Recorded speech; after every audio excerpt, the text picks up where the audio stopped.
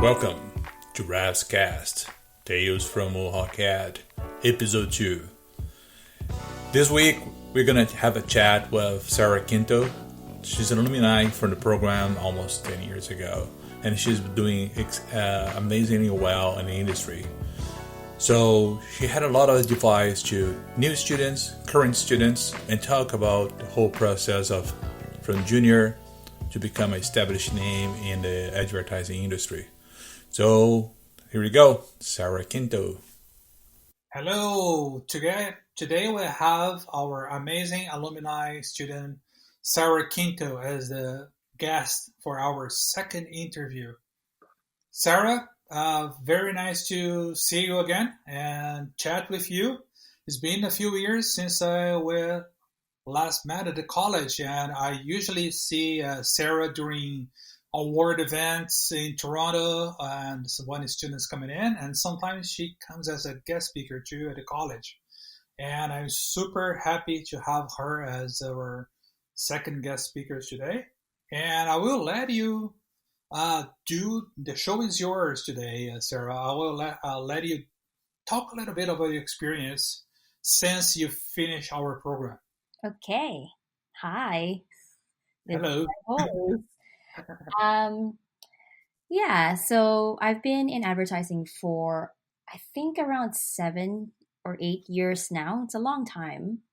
And I've worked in 3 different agencies. I worked at TBWA Toronto as an intern and got hired there, and went to Juniper Park, and then now I'm at Zulu.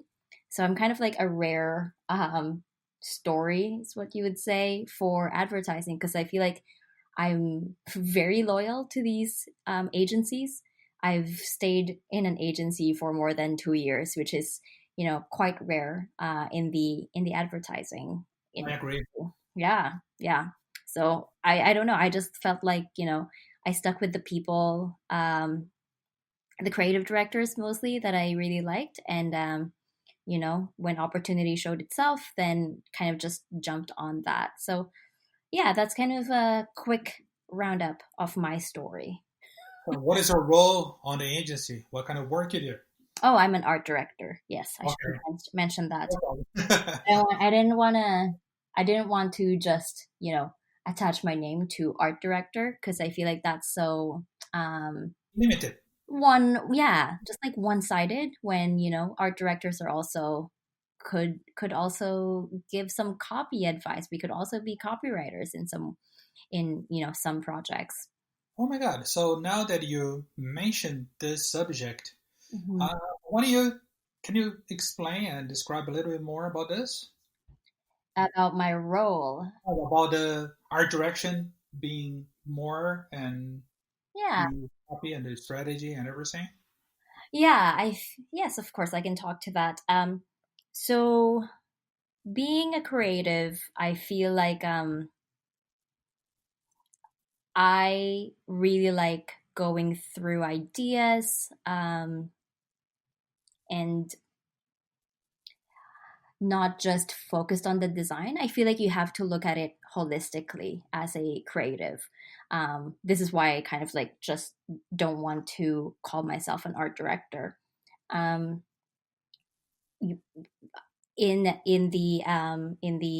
Mohawk, we have, understood that there's 2 different types of creative, the copywriter and art director, and they always work together. And I really like that. I think that's very important. But you do have to work together, and like all the time that I've spent in advertising, I've stayed with my partner from the beginning and up to now, which again, also kind of unheard of, that very, very loyal with my copywriter partner. And we kind of just like grew together. At the beginning, she was focused on the copy and I was focused on the art direction of things. But then, like from there, we understood that, it's more than just the individual contributions that we can give.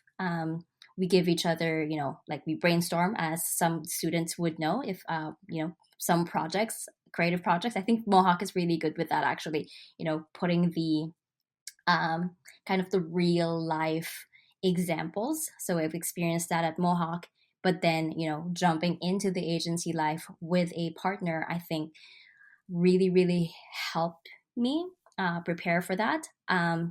But yeah, like from there, we kind of just like not like we focused on our creative projects, but also we liked to be involved in the strategy of things, like when you dive into a project and a brief, I feel like you start thinking about, is this the actual message that we want to say out there? Is this the right tone from the beginning? Like, is this really how, like, what the best way to interpret this Mm-hmm. product, this service or whatever it is that you are advertising? So it's like art direction is it's definitely design. It's a lot of strategy. It's a lot of writing also. Like it's understanding a whole. So yeah, like I feel like art direction as a title is very misleading. Okay, cool. That's great to hear. Talking about the strategy that you just told me, do you think there's a tension between the creative team and the planner usually? How that works? Oh, that's funny. I'm not gonna say tension. We are going to call it, you know, I think those two are definitely important for each other. Like we creatives need to be able to exist with the strategy team because I think both departments, both I don't want to call it departments, both groups really Okay. help each other grow. Like, I feel like it's both have like strategy have their own expertise, but then creatives have their own expertise, but then you putting that together just makes a lot of things clearer in a way. Like Hmm. it's I I like Eliminates the gray areas. yeah, I like group projects. I don't want to discount their jobs or their roles. It's very important. They have a lot of, you know, research that they've done. They've done a lot of reading. They've done a lot of um understanding what we are trying to say. So I think like we always try and work with the strategy team because you know everyone everyone should be, I don't know, on your side. Like I feel like you Hmm. put everyone on your side, and then just I think I'm a very logical creative. If like I don't know if I can just make something really really cool without putting a reason behind it. So that's Okay. why I love strategy, the strategy team, and getting their opinions on things. It's not always roses, but Okay. Of course. but yeah, the tension that you're speaking about, yes, of course it exists. There's some but then that's the beauty of it. You discuss more, and then maybe something comes out of that discussion. Sometimes it's a necessary tension. For sure, yeah, Yes. for sure. That's a good way to put it.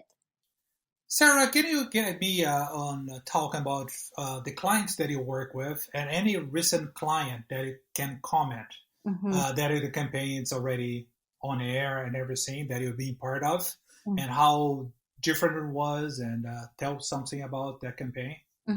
For sure. um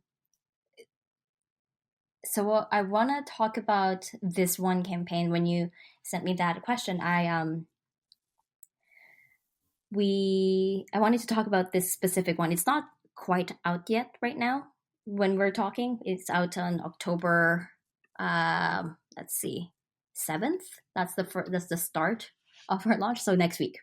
Okay. Exciting for me. It's So you'll launch the podcast after that. So the episode. Don't worry. perfect. Uh, Okay. but yeah, so it's like it's for KitchenAid and Canadian Cancer Society.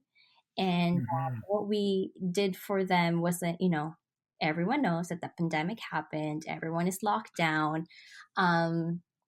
So our thought was, or let's say the challenge was that KitchenAid and Canadian Cancer Society are partners, and they usually have this summer event called Eat to the Beat or something like that. So that Hmm. it's basically a fundraising fundraising event for KitchenAid to collect money to donate to their partner, Canadian Cancer Society. But obviously, with what happened this summer, not everyone or no events are happening.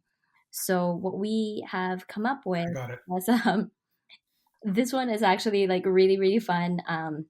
KitchenAid is a fun brand. It's it stays true to my personal life. I like baking. I like food. I like eating.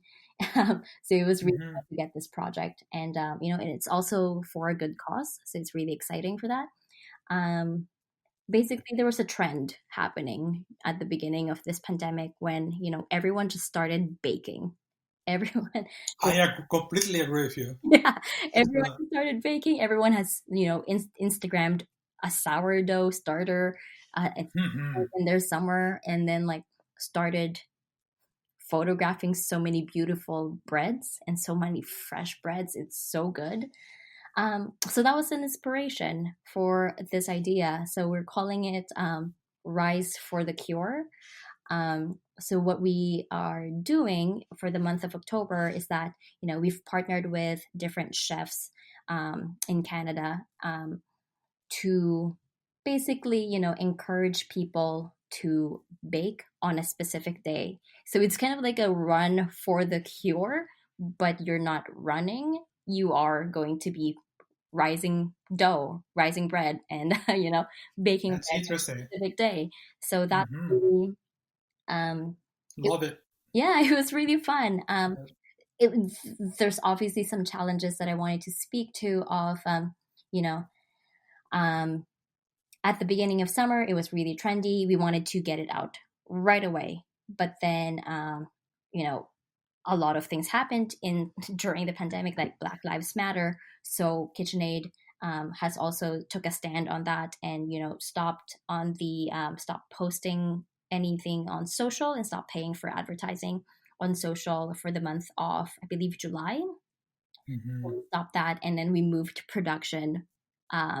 Or we've already shot the videos. The social was already done on before July, so we were all ready to go. But then we all took a stand and paused and really thought about what is happening. But now we are bringing it back during the fall and hoping that now that the colder weather is starting, that we are going to be in the baking mood again. So it will be happening October 24th is the day of baking. So it's really, really exciting. It will be interesting because it's how we're planning to do it is going to be a live event on Instagram. So these chefs that we've partnered with would be baking on that day. We'll have a scheduled time for them, and then hoping that people will be watching or baking along, which would be really, really fun. So yeah, that's one campaign that I'm actually really happy with. It's kind of one of those, will this really be out there now? But yeah, that one was fun. Also, really like the play on the name Rise for the Cure. But yeah, excited about that one. I'm really happy to hear that because I think some juniors think it will be just corporate work all the time and boring stuff all the time. And I tell them, you need to make what you make of the brief. It's what makes the project interesting. And not all projects will be interesting, but some of them are necessary for the client. So I want to hear from you based on that. I remember you did a campaign for Nissan on, I think it was Revenge, Nissan Sentra or something, a few years ago. Yeah. How was that campaign? Yeah, so that one was that one was, I think, my first commercial ever. Cool. Yeah. So that was fun. So if people obviously don't know what it is, I'm going to tell the story. It would be so it's for Nissan. Oh my gosh, I forgot the car. Versanote. Versanote, yes, Versanote. The Versanote So it's a small car, and then what they have is they have this rear view, or like, is it an all-around view monitor kind of? I know Sensors and everything. about cars. Oh my god. Okay. Anyway, yes, so they have the basically this new thing on the car where you can see all around you. Mm-hmm.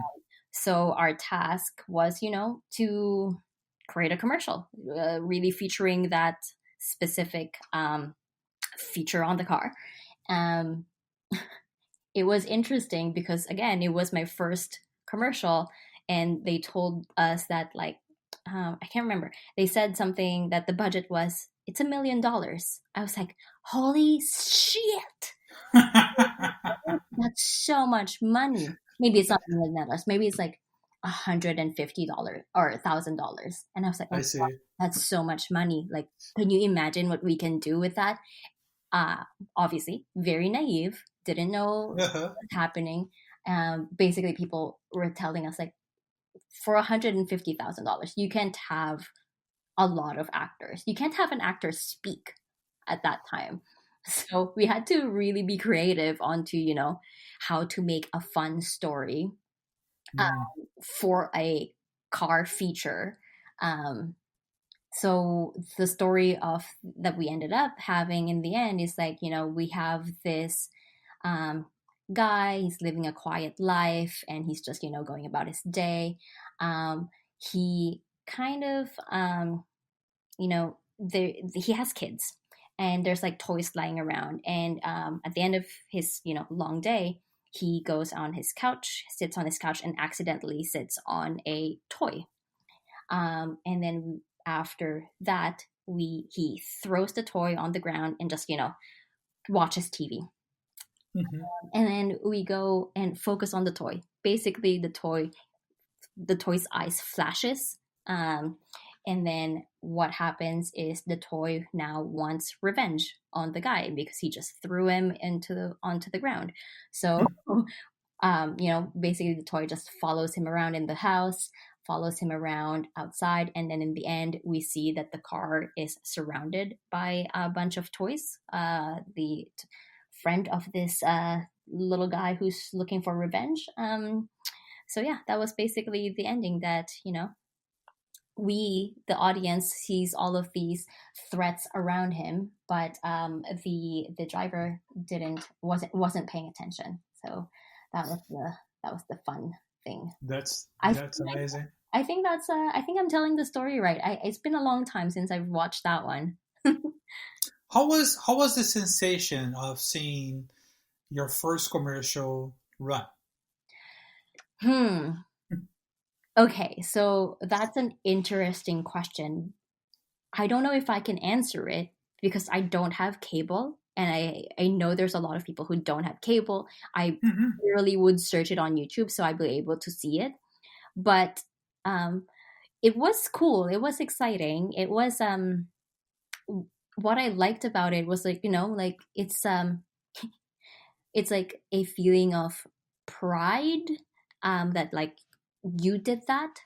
But I don't, for me personally, I don't know if I found as much of joy watching it on TV than making it. I really liked the process of making it, like brainstorming. Writing the script was really, really fun. But then after that, we also had to, cast the actor, which was nice. It was good. It was really, casting is really interesting. But then there's also like this little snippet of, like, okay, what kind of toy would we be looking at? Oh my God, we can't use toys that are recognizable. So we had, designed a toy that would be the hero. Oh, well, have to design one. Well, design in a way that it's like, like, okay, this is the physical toy that we have. Can we paint it? Can we paint it blue? Can we paint it this so it's not recognizable? We had to find a way to, like, make his eyes light up. So that was fun. There's a lot of fun things at the show. I see what I mean. It was mostly, like, really what I like about this whole thing is, like, writing the script, shooting it is the most fun. and then editing it and putting the story together the way you would. It's like a little movie for me. It's like um movie is like obviously so intimidating, but like here you are shooting for like, let's say 2 or 3 days, and then you Mm-hmm. go into an edit suite, and you put your story together, and it's just so interesting for me. Like that's the most fun part. Like I like being a part of the beginning of it. I like being part of the shooting, and working with the directors, and the art department was really really fun. But then also like all throughout I got to see the whole thing Process. come together. Yeah, like it's So, your baby. so interesting to see that you get the most rush from the whole process and all the phases and layers Hmm. instead of being run. I think it's amazing, and I think you're correct that the parts of that make the whole are more important. That Hmm. you learn most of it. Yeah, This is great to hear. yeah. Re- There's a lot of really fun things. I guess that's kind of what I mostly miss about things being more open and being, I didn't want to say normal is what I meant to say. um, Yes. but then um, there are regulations that are loosening up a little bit. So Hmm. I know a couple of art directors or creatives who have gone to photo shoots with like a very minimal amount of people. I have yet to do one of those. I've only been on Zoom shoots. Um, Oh, okay. so that's also, That's interesting. it is. It is. It's less exciting, but still kind of exciting. Oh, I Yeah. can imagine a Zoom shooting. Yeah. Getting a link, Sarah, with that specific saying, it comes to my next question. That is exactly what you're talking about. Mhm. What do you think the any industry and the agency model would change right now and after the pandemic? Hmm. Okay. Good question. um, I'm not a fortune teller. I am not an expert on anything. But Hmm. what I have noticed is, um, so at the beginning, working in advertising, I feel like there's a lot of um, working hours. You do stay, like, you work hard. That I'm not gonna lie about Hmm. that. I don't think we can Sure. sugarcoat that. Like I feel like that's Oh, just a fact. Especially if you really like the project that you're working with and you really want to impress, or like you really want to push yourself. There is a lot of working hours in a day. Like, but what I do appreciate with the pandemic happening, so I'm talking about like the office life for now, and then we'll go into the advertising industry later. sure. Office life, I feel like there's a lot of people who are appreciating, that we do need to have some kind of balance for work and life, especially right now that, our office is basically our home. Um, so I've definitely seen progress on, you know, respecting people's boundaries, respecting that people have to take hours off or like a couple hours off, but also like encouraging people to take vacation, even though we don't have to go anywhere. But it's there's a lot of um focus on workers wellness. Men- Mental health and everything. Yeah, so I really really appreciate that. There's also, I feel like, with technology now, it's just so much easier, like knowing that it's possible to work apart from each other. It doesn't have the same social aspect to things, which is I think a very very attractive thing for me about advertising. Is like there's a lot of cool and weird individuals who are working in advertising. Completely agree with you. Yeah, but then but talking about the actual work, I think there is a lot of technological advances that we are taking advantage of right now. I don't think it's impossible. I think it will just, I think it will be better in a way that's, oh, it's possible to work from home if you want to stay at home, you know, on this day because you're not having a good morning. Maybe you have a good afternoon, but you still want to, work at home. It's possible. That's totally acceptable now. Because now it's being proved that works. Exactly. Somehow. Yeah. Some people it even works better. So that's, I think, an advancement in the office life.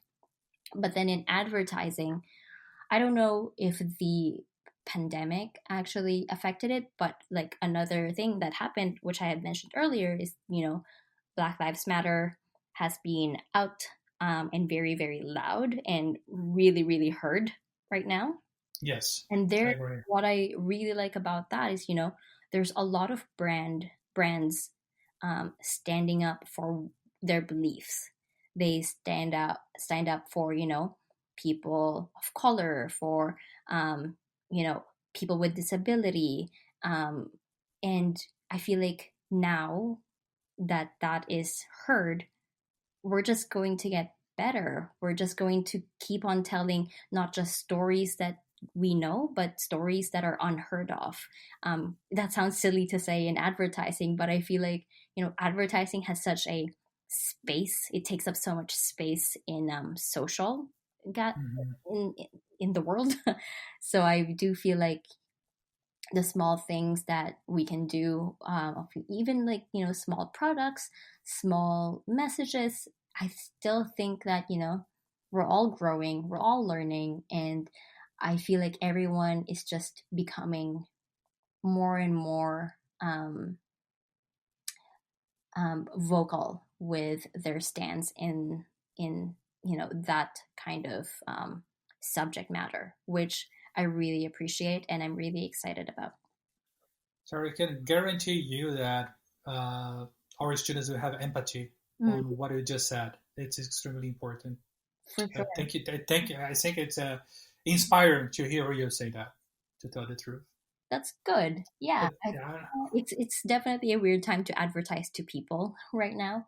But, there are a lot of brands who are not just, advertising for the sake of advertising. They obviously still, profits are still in mind. But now I just feel like we are being more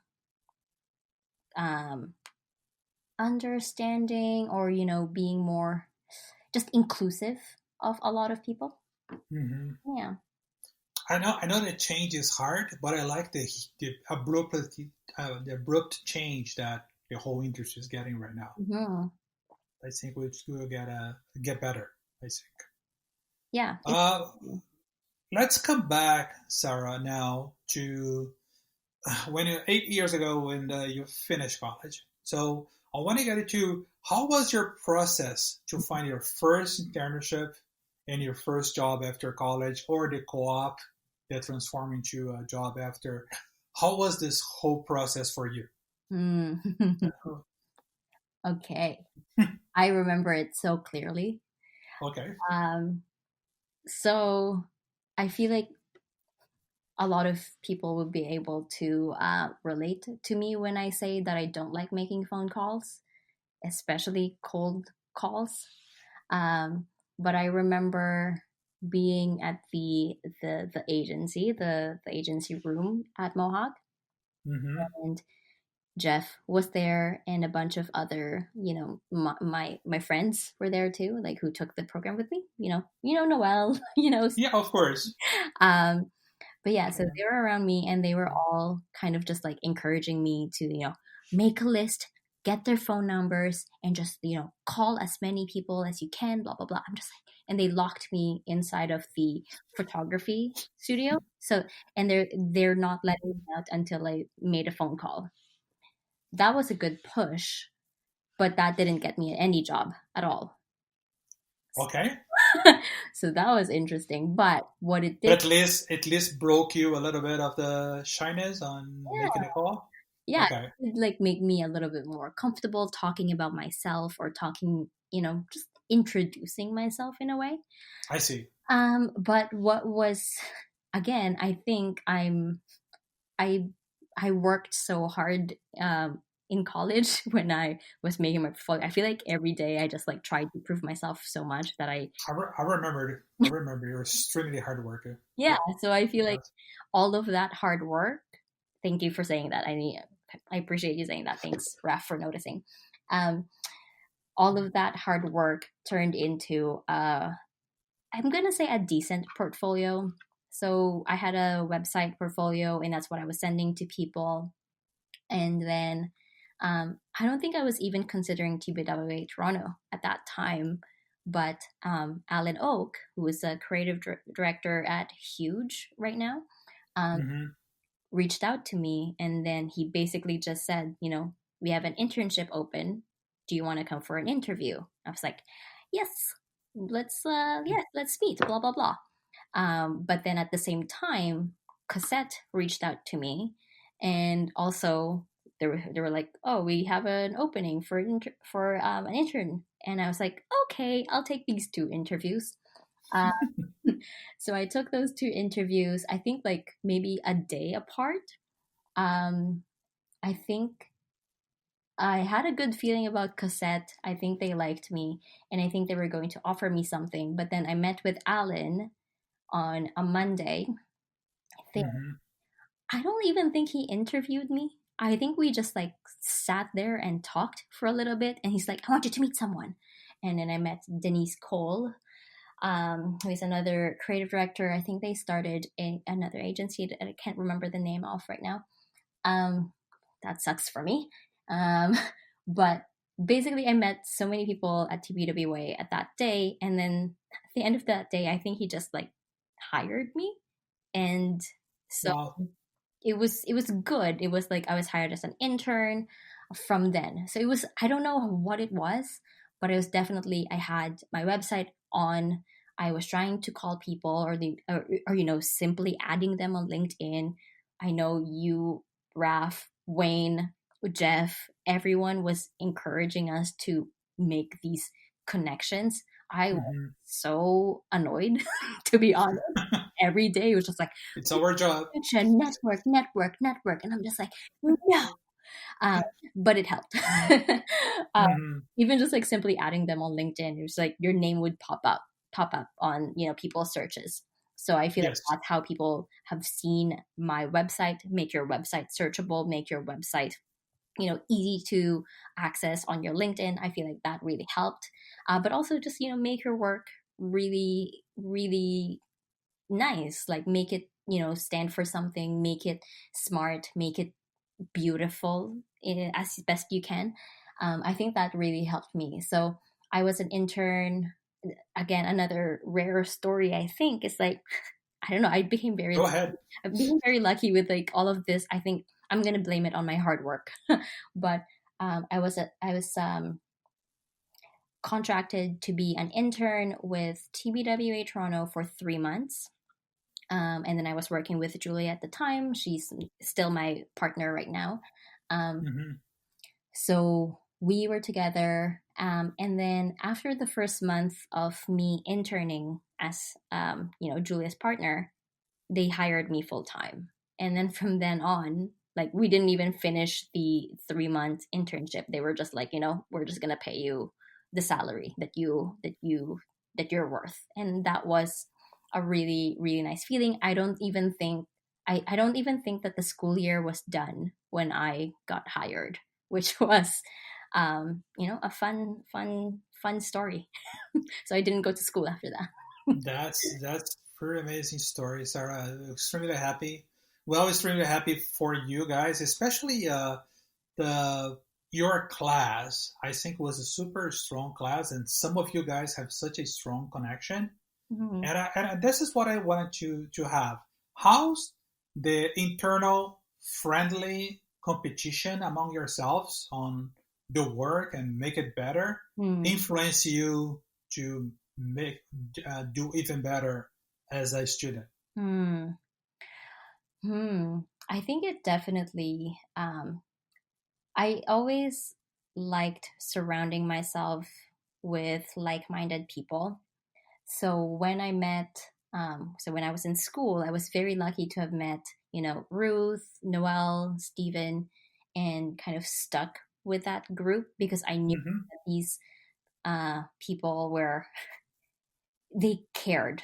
They cared about their future. They cared about the work that they do, the quality of the work that they do. But I don't think we were always working. We always had so much fun. We're still friends until now. I've been to everyone's weddings. So it's I think like at the time at school, I think it definitely helped me that, being close with them and knowing what they're working on, and are I there's a part of me that was like, oh, I want to be better than this people because I know they're good, but I also want to be in groups with them all the time, but I also want to compete with them and make and show them, it's that kind of feeling. But I never Mm-hmm. felt that it was a threat. I never felt it was, violent. But it was definitely like a friendly competition. It was really, really fun. And in the end, we always had, a good laugh. We always had, we always compliment each other or like be each other's critics, which was, I think, really, really helpful to have around. I think that's to have a solid foundation of people um, who have the same goals as you.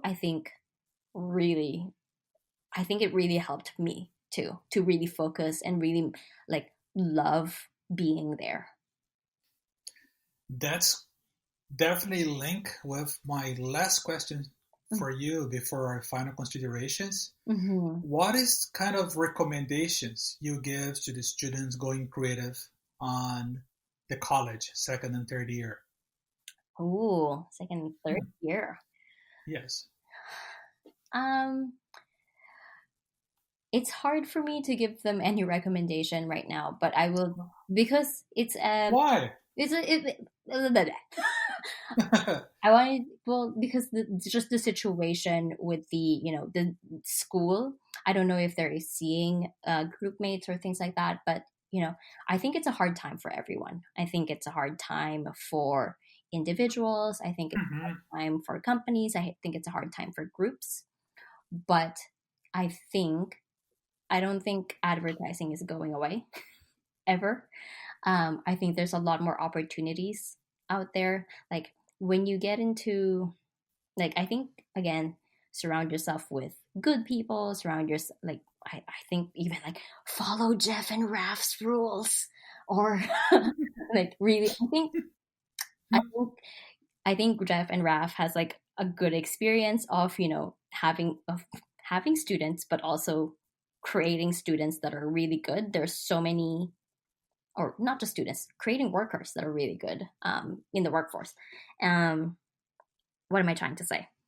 I think that um, you should have a goal and just reach for that goal, but don't lose sight of your own happiness.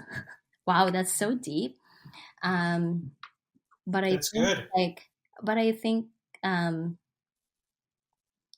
it is such a weird time. Obviously, everyone has said that. Every advertising has said that too. That we all know it. We all know that it's weird. But I feel like I still see a lot of companies who need more advertising help, even more now, even more social media help, which I think a lot of younger um, people are very, very familiar with. So I think you have an advantage to that on that. So um just push, just you know I don't know, be excited about everything, be inquisitive about everything, be curious about everything, reach out if you have questions, if you see an ad that you like, compliment who the creative is if you can find them, and maybe maybe ask for like a little phone call, a little Zoom call. That's another thing that we can do now. Not We don't have to email them and grab coffee with them in Toronto for 45 minutes or an hour outside of Hamilton. There's like that advantage now. Um, I feel like um, I don't know what else to say. I think there's still a lot of opportunities out there. Like And then when you get into the actual workforce, I think there's even more that you didn't even expect existed. There's so many roles, there's so many different possibilities in there. Like I've seen so many like jobs that I wanted to do, like I don't know, food styling. Who thought that that's like a career? Anyway, there's just so much excitement that I think we'll all just uncover after school, like after Mohawk is done. There's just it just sets you up so nicely. That's what I really liked about the program, Raf, to be honest. It was really good. Appreciate it. Thank you very much. Super. Thank you very much, Sarah. I will amend one last question. I really appreciate your feedback on the program, and thank you for your words. And I know that you review a lot of books too, isn't it? Yeah. Sometimes people send you books. Mm-hmm. Can you tell me a few of the basic mistakes that you see right away and to people to avoid when sending books? Oh my gosh, I had a long email sent to Jeff about that. Did you? Okay. But if you can just to resume in a paragraph. Yeah, I think we're gonna use the word hate. Sure. Hate about seeing like on ideas or things like that. I really hate when you oversell stuff on a page. Like I just feel like if you are showing your book to advertising people or creatives, I feel like we are all like, don't think that we are dumb. Like, don't oversell it, don't over explain it. Just like be succinct, be super clear as to what it is, and be smart about it. Like, really choose your words wisely, really choose the visuals wisely, because sometimes it's all just clutter. The amount of things that the amount of books, the amount of, lots of creative directors also reviews awards. Like during award season, there's also a lot of things to review there, and I can imagine. I really really think that there's too many things to review, and if I'm going to call it a one pager of your idea would be so busy and telling me too much that I need to know, I'm gonna hate it right away, because you're giving me so much work to do. Just like I think clear visual, clear line, or a clear description of what it is would really really be nice. So pretty much, if you see a first work in a book that you already hate it, you just skip it and don't see anything anymore. Yeah, and then I would go back to I try to be a kind person, so like I would go back. But you need to be honest. I brutally honest. I'd give it another chance, but it's I think just don't talk to me like I'm dumb. I see. It speaks by itself. Yeah. That phrase speaks by itself. Yeah, I feel like every creative has that, like their own egos. And if you talk down at me, or like if you like over explain stuff, it's just like, ugh, this person, I did this already. Like it kind of just like tells me about your personality when it doesn't. I see. Was that aggressive? Yeah. That's an excellent advice, actually. Well, Sarah, it was such an amazing time with you. I think we're almost the 45 minutes mark, 43 here. And I really want to thank you. It was very inspiring. And it's good to hear from former students, because as I could hear today, you guys have a different perspective already and can tell us some new stuff. And we're trying to make the program better all the time. And of course, thank you for inspiring our students to get into the industry. And thank you for your time today. Thank you, Raf. Thanks for thinking of me. Yeah, please stop by the college when everything's done, please. I need to pay you a coffee. For sure. I would ask for, until next week, Rascast here. I want you guys to subscribe us on Spotify, follow us on Spotify. Until next time. Thank you, guys.